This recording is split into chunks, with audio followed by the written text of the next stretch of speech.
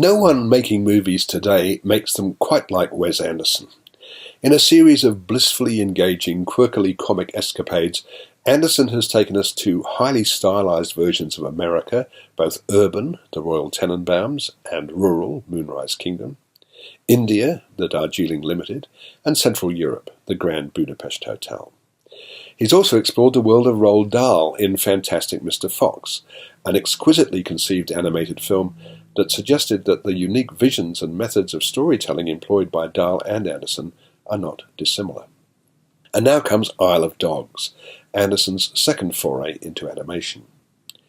Written in collaboration with his regular team, Roman Coppola, the son of Francis Ford, and Jason Schwartzman, Isle of Dogs unfolds in a mythical Japan a few years into the future.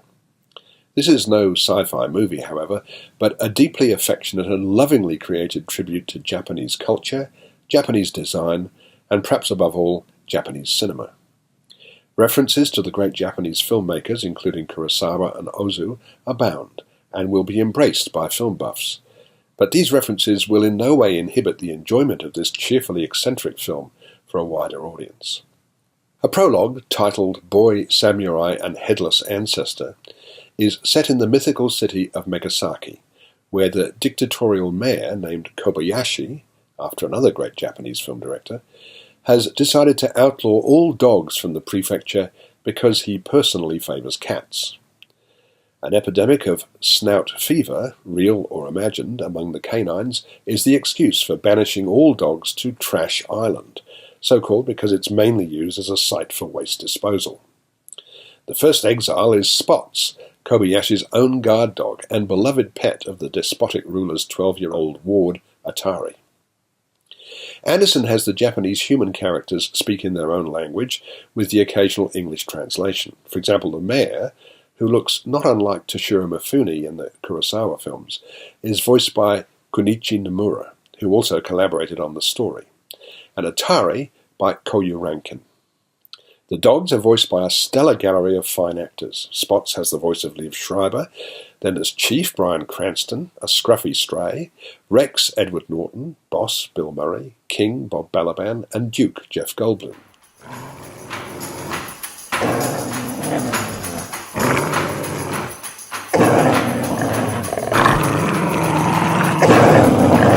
Wait a second. Before we attack each other and tear ourselves to shreds like a pack of maniacs, let's just open the sack first and see what's actually in it. It might not even be worth the trouble. What do you think? I'm not sure. Maybe. Each one is given a distinctive character, and there's even a romance between Chief and the elegant poodle Nutmeg, Scarlett Johansson, a relationship that inevitably evokes the Disney classic Lady and the Tramp. One of my favourite hounds was Oracle, Tilda Swinton, a pug renowned for predicting the future.